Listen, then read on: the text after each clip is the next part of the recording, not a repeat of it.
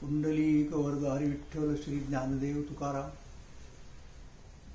सावित्रीबाई फुले पुणे विद्यापीठाच्या संत नामदेव अध्यासन आणि संत तुकाराम अध्यासन यांच्या संयुक्त विद्यमाने श्रीकृष्ण जयंती आणि श्री ज्ञानेश्वर जयंती हे निमित्त साधून काही एक चर्चा करावी निरूपणांच्या सादरीकरणाच्या वगैरे माध्यमातून असं मी ठरवलं आणि त्यानुसार मी तुमच्या समोर उपस्थित आहे. तर मी काल एक श्रीकृष्ण चरित्र काय आहे म्हणजे कसं आहे आणि विशेषतः श्रीकृष्णाचं स्थान काय आहे आपल्या एकूण परंपरेमध्ये एकूण संस्कृतीमध्ये वगैरे वगैरे इतिहासामध्ये सुद्धा हे थोडं सांगितलं.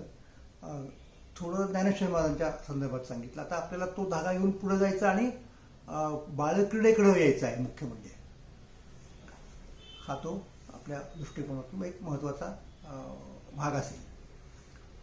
तर आता एक योगायोगाचा मुद्दा तुम्हाला आणखी सांगायला हरकत नाही. म्हणजे मला स्वतःला हे जे काही कनेक्शन आहे त्याचा अभ्यास करता आला, अनुभवसुद्धा मी म्हणून काही हरकत नाही घेता आला. तो वेगळ्या आणखी एका कारणामुळे म्हणजे परंपरेने वारकरी असल्याचा एक तो लाभ असतोच. श्रीकृष्ण हे आपलं उपास्य दैवत असतं आणि मुख्य ग्रंथ हा प्रमाण ग्रंथ हा ज्ञानेश्वरी म्हणजे भगवद्गीतेवरचं भाष्य असल्यामुळं ज्ञानेश्वर महाराजही तिथे आपोआपच निश्चितपणे माऊली म्हणून अवतीर्ण होतं. तर मी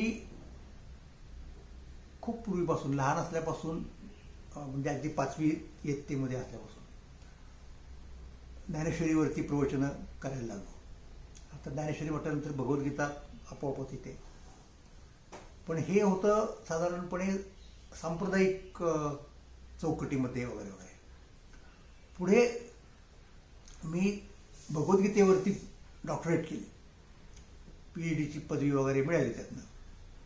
आणि नंतर पोस्ट डॉक्टरल काम ज्याला म्हणतो आपण म्हणजे PhD नंतरचं संशोधन ते करण्यासाठी मला विद्यापीठ आमदार मंडळानं एक फेलोशिप दिली आणि त्या फेलोशिपच्या अंतर्गत मी श्रीकृष्णाचं चरित्र आणि तत्त्वज्ञान यावरती संशोधन केलं आणि ते पुस्तकही इंग्रजीमध्ये प्रकाशित झालं. नंतर त्याचा मराठी अनुवादसुद्धा श्रीमती लिखिते नावाच्या विदुषी आहेत त्यांनी केला.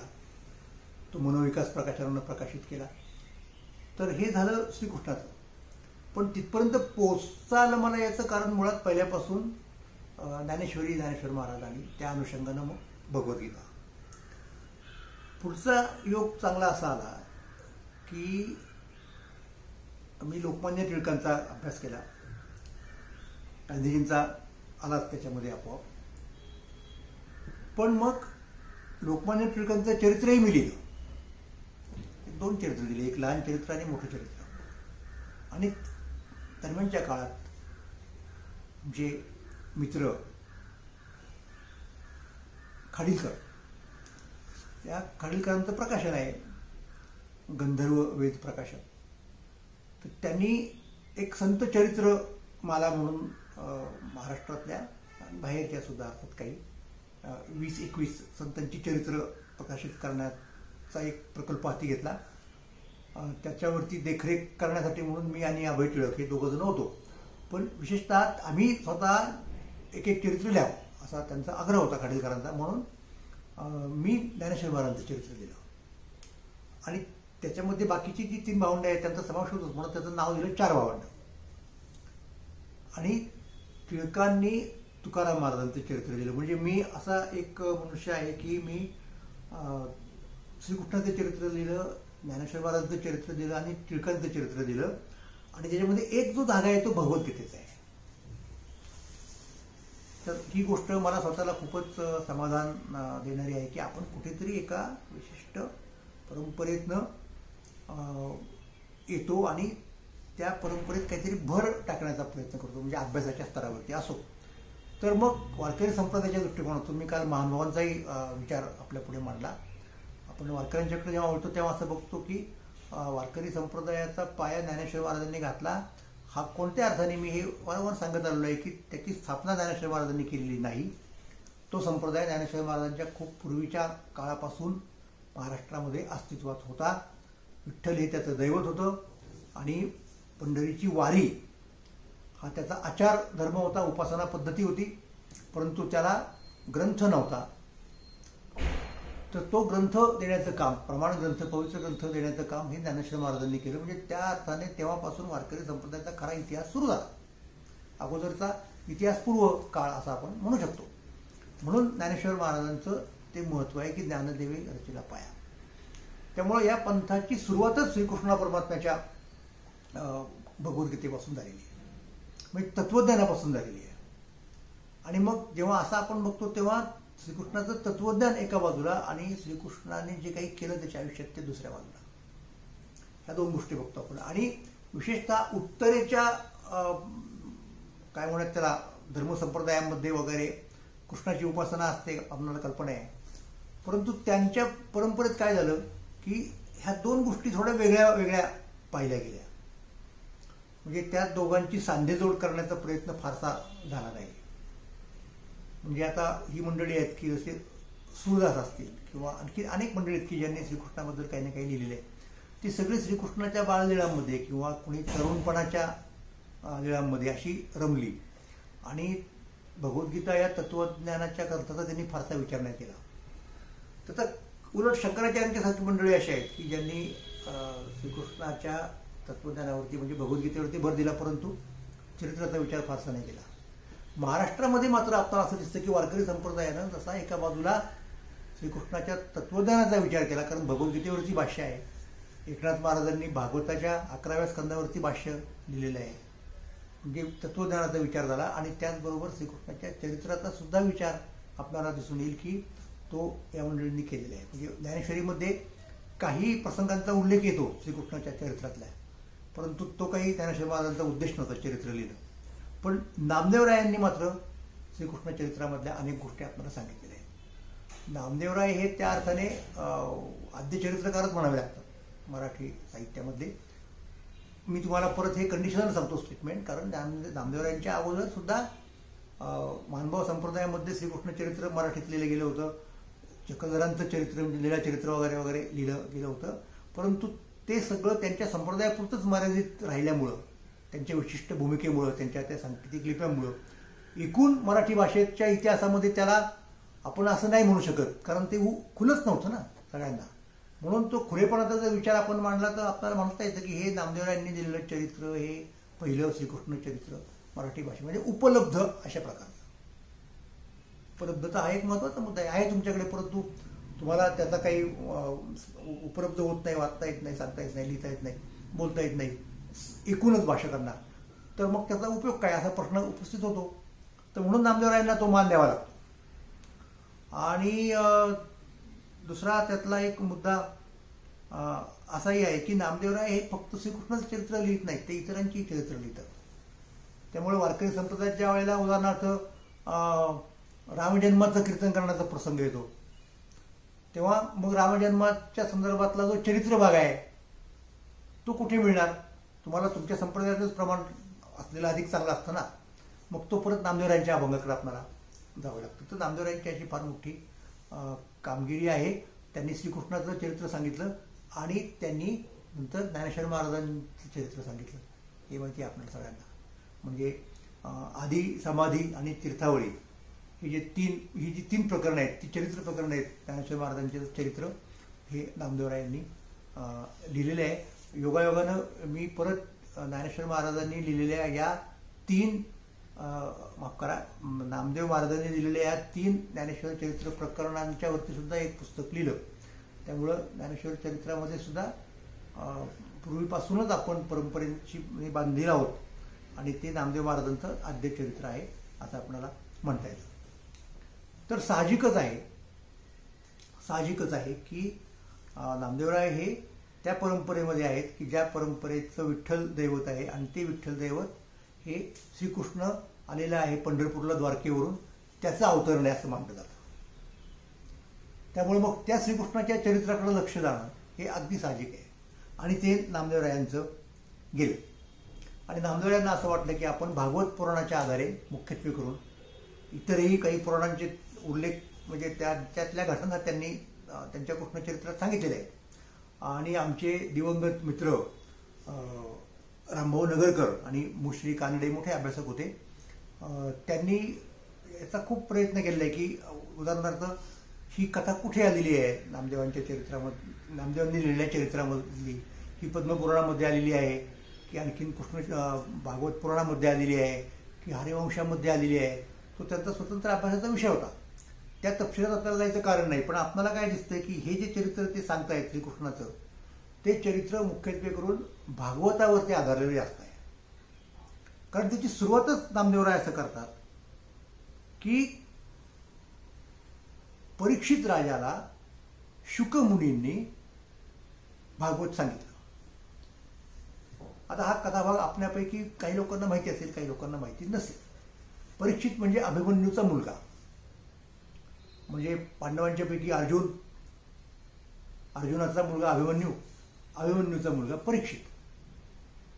तर तो जन्मतःच मृत यावा अशी खरी तर परिस्थिती होती, जन्मावा.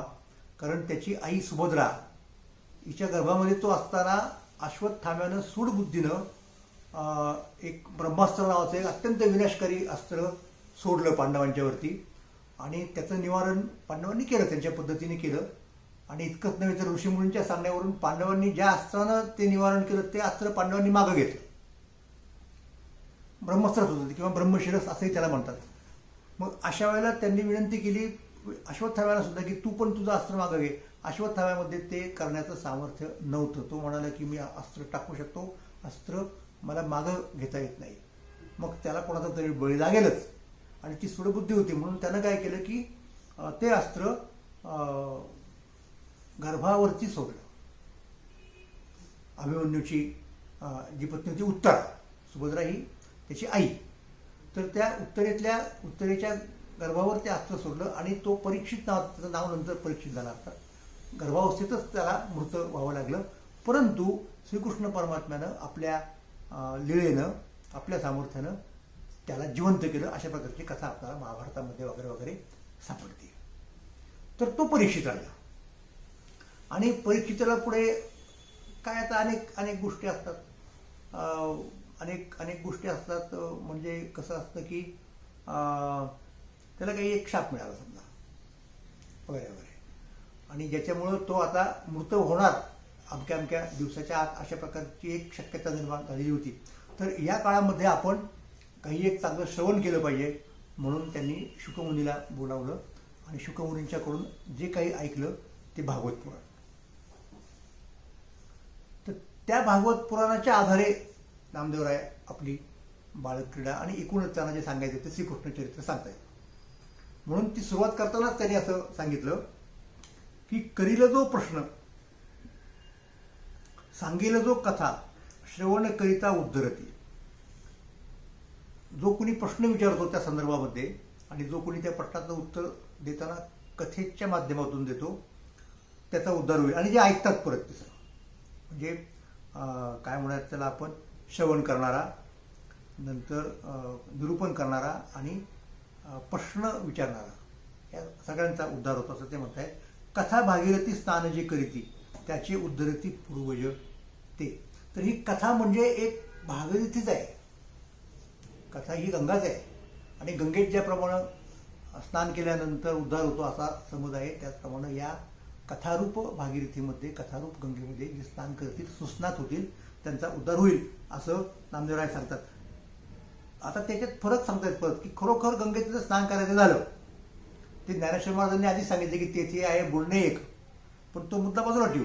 नामदेवराय वेगळ्या पद्धतीने तुलना करतात की भागीरथी स्नाना श्रम लागे फार, करावे एकाग्र मन येथे. भागीरथी स्नान करायचं झालं तर खूप कष्टाची गोष्ट आहे. तिथं आपल्याला जावं लागतं. जिथे ती नदी आहे ती लांब आहे सगळ्याच लोकांना.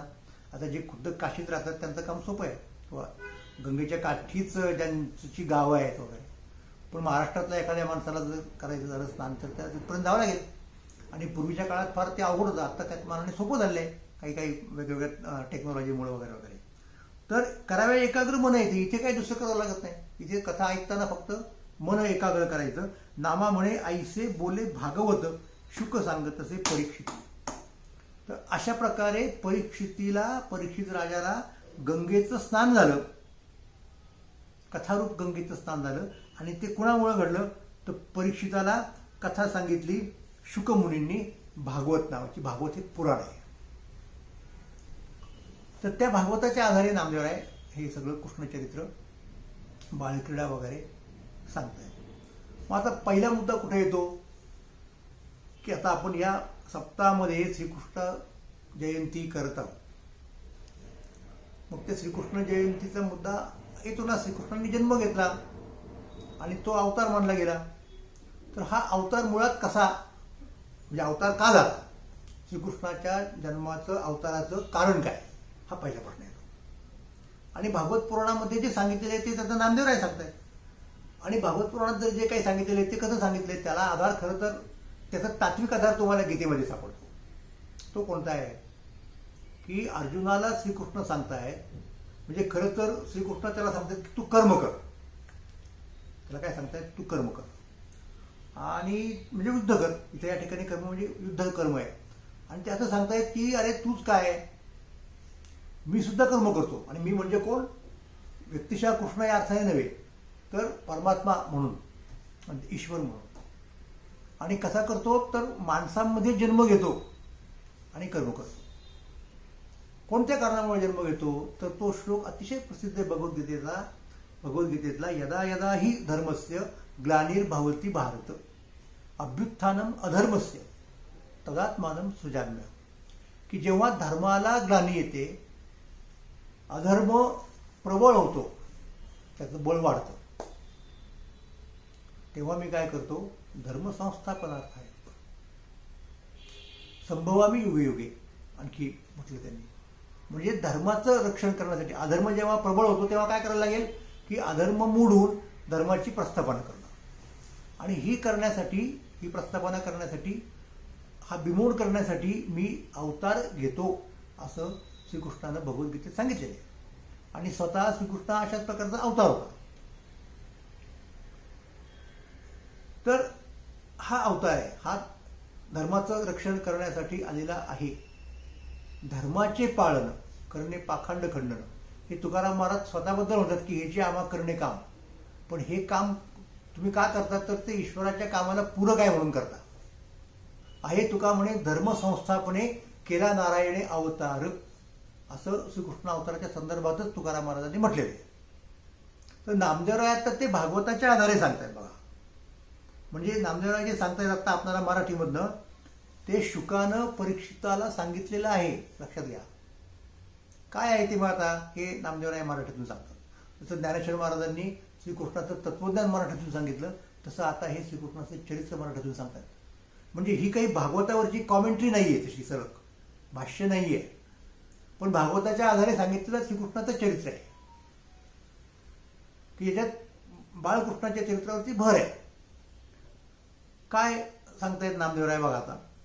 पापी जे अभक्त दैत्य ते माजले, धरणीसी झाले ओझे त्यांचे. ही एक साधारणपणे अवतारांची एक थिअरी आहे आपल्याकडे. काय थिअरी आहे की पृथ्वीवरती दुष्प्रवृत्त लोकांची संख्या वाढते. मग त्यांना असुर म्हणा, त्यांना राक्षस म्हणा, त्यांना दैत्य म्हणा, पापकर्म जास्त होतं. आणि अशा वेळेला त्याची जाणीव पहिल्यांदा त्या पृथ्वीला होते, धरणीला होते. कारण धरणी ही सगळ्यांना धारण करणारी आहे की आता आपल्याला हा भार नाही सहन होत. मग आता हा भार उतरवायचा कसा, तर मग ती पृथ्वी धेनूचं रूप घेऊन परमात्म्याकडे जाते, भगवान विष्णूकडे जाते आणि त्याला विनंती करते की अरे हे फार झालेलं आहे बाबा, काहीतरी तू कर. आणि मग त्यावेळेला परमात्मा अवतार घेतो, त्या दुष्टांचा संहार करतो आणि त्या धरणी मातेचा भार हलका करतो. अशी एक आपली साधारणपणे अवतारांची सैद्धांतिक चौकट आहे. म्हणजे त्यातला सिद्धांत श्रीकृष्णाने सांगितला, पण तो प्रत्यक्ष नेमका ती प्रक्रिया घडते कशी. अवतार घेतो, पण तो घ्यावा असं त्याला कसं वाटतं, त्याला कोण सांगतं? तर ही पुराणामध्ये एक चौकट आहे की पृथ्वीलाच त्याचा भार होतो या सगळ्या गोष्टींचा, आणि पृथ्वी गायीचं रूप धारण करून देवाकडे जाते आणि सांगते, आणि त्याप्रमाणे परमात्मा असा अवतार घेतो. हे नामदेवराय भागवताला अनुसरून सांगतायत. दिदलासे त्रास ऋषी मुनी सर्वा. हे दुष्ट लोक सज्जनांना त्रास देतात. आता दुष्ट लोकांचं कामच आहे ना ते, दुर्जनाची जोडी सज्जनाचे खेटर तोडी. म्हणजे इतकं ते त्रास देतात की त्या सज्जनाचं खेटर कुठं असतं तर ते पळून नेतील किंवा ते तोडतील. ज्या ज्या प्रकारे त्याला त्रास देता येईल अशा प्रकारे ते देतात.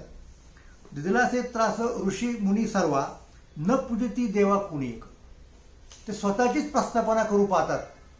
ईश्वरोहम 16व्या अध्यायात सांगितलेले भगवद्गीतेच्या की असुर प्रवृत्तीचे लोक काय सांगतात की ईश्वर वगैरे कुणी नाही दुसरा, असलाच कुणी तर मीच ईश्वर आहे आणि म्हणून माझीच पूजा करा. ही असुरी संपत्ती आहे. तर ते सांगतात की माझीच पूजा करा, देवाची पूजा करायची नाही. राहिलेले यज्ञ मोडीले कीर्तन. बघा काय काय करतात आणखी, काय काय केलं यांनी की यज्ञ थांबवले, कीर्तन बंद केलं, पळाले ब्राह्मण दैत्या वेणे. जे लोक धर्मकृत्य करतात, पुरोहित त्यांना म्हणतो आपण, ते ब्राह्मण ते पळून गेले, देश ओढायला लागले. वत्सरूपी पृथ्वी ब्रह्मयापाशी जाय, नेत्री वाहे तोय सांगत असे. मग पहिल्यांदा पृथ्वीने काय केलं, वत्साचं रूप घेतलं, काहीचं वासरू समजा, आणि ती पहिल्यांदा ब्रह्मदेवाकडे गेली. तर ब्रह्मदेव हा पृथ्वीचा उत्पन्न करताय, त्याने पृथ्वी निर्माण केलेली आहे. काय सांगितलं त्यांनी जाऊन, बुडविला धर्म अधर्म झाला फार, अभ्युत्थानम धर्मस्य. अधर्म झाला फार, सोसविना भार मज आता. मला त्यांचा भार सहन होत नाही त्या अधर्माचा. ब्रह्मा इंद्र आणि बरोबरी शिव.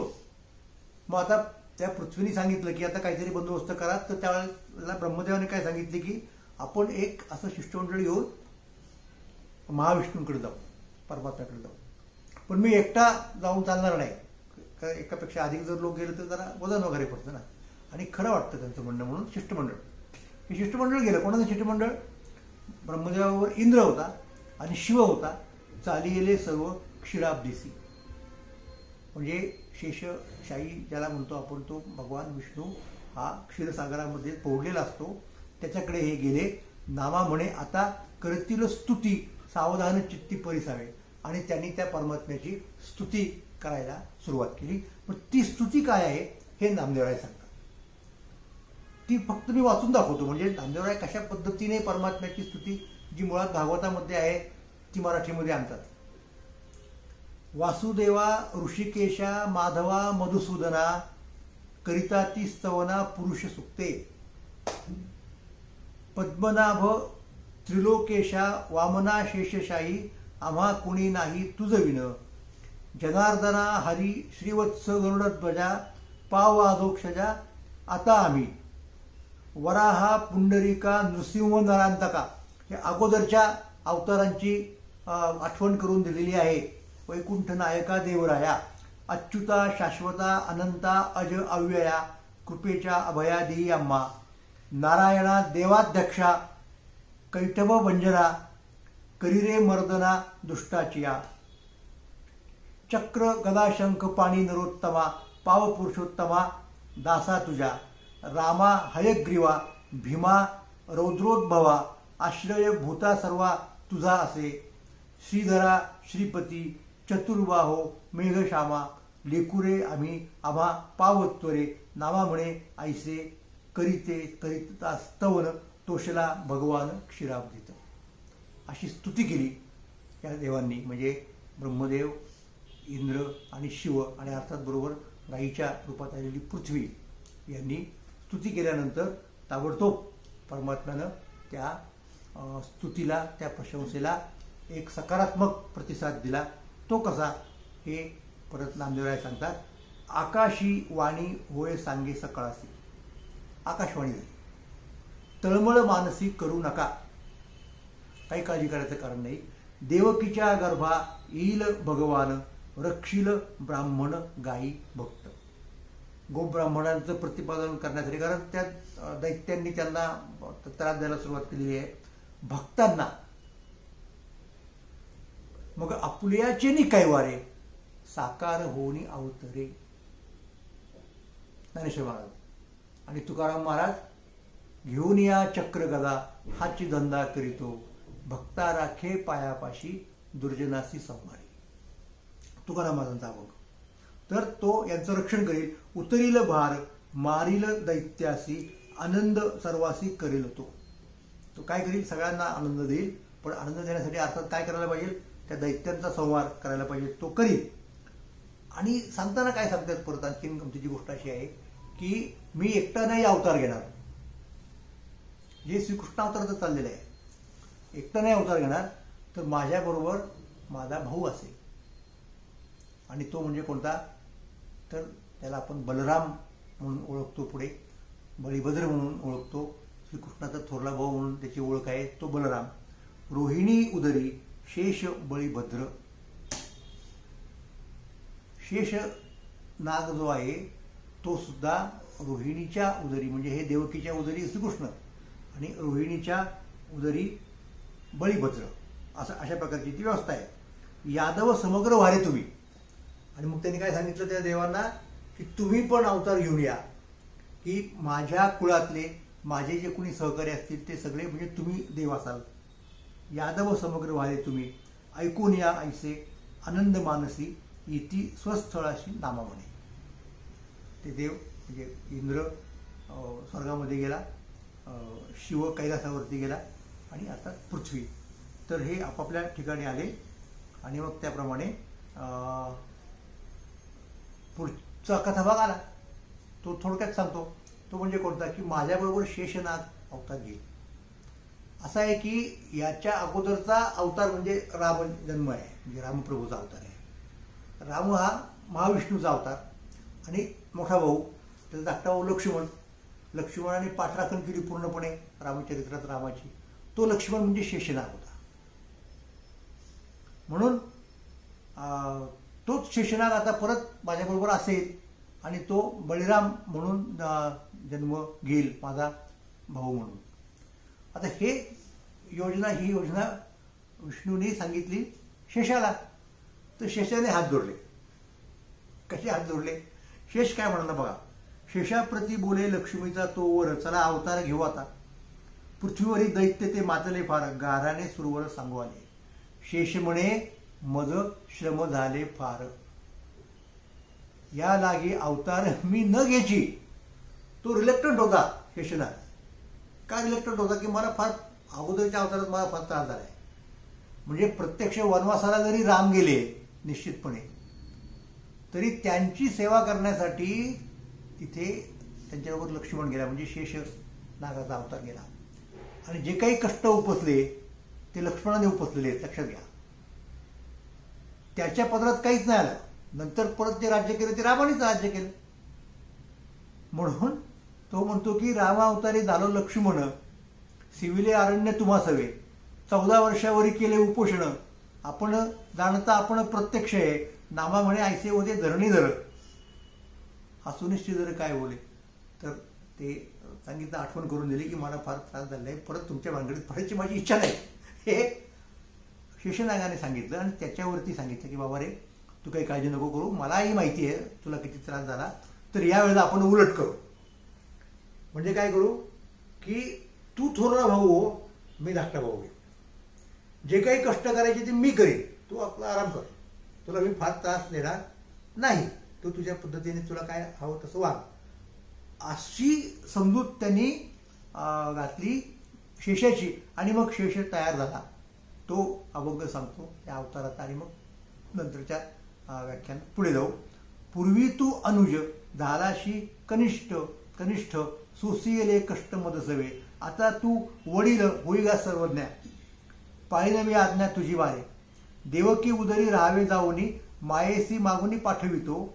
योगमाया तुझं काढील तेथून. आता हा कथा बघा आपण नंतर सांगू काय तो नेमका. रोहिणी देवकी वगैरे. घालील निवून गोकुळासी लक्ष्मीसी सांगे तेव्हा ऋषिकेश. कौंडिन्यपुराशी जावे तुम्ही. नामा म्हणे ऐसा करून विचार घ्यावया अवतार सिद्ध असे. म्हणजे लक्ष्मीला सांगितलं. म्हणजे शेष आणि लक्ष्मी हे दोन लागतात, विष्णूच्या बरोबर असतातच ना. शेष हे वाहन आहे आणि लक्ष्मी ही पत्नी आहे. तर तिला सांगितलं की तू कौंडिण्यपूर नावाचं जे गाव आहे आपल्या विदर्भामध्ये अमरावतीच्या जवळ, तिथे भीमक राजाच्या पोटी तू जन्म घे. म्हणजे अशा प्रकारे भगवान विष्णू, नंतर शेषनाग आणि लक्ष्मी म्हणजेच अर्थात पत्नी त्याची हे पृथ्वी तलावरती पुढच्या काही काळाने जन्म घेते झाले. असं नामदेवराय मुख्यत्वे करून भागवत पुराणाच्या आधारे शुकमुनींनी जे सांगितलं परीक्षित राजाला, त्याच्या आधारे आपल्याला सांगतायत. आणि हेच इथे वारकरी संप्रदायामध्ये प्रमाण असलेलं श्रीकृष्णाचं चरित्र आहे. पुंडलिक वरदारी विठ्ठल श्री ज्ञानदेव तुकाराम. धन्यवाद.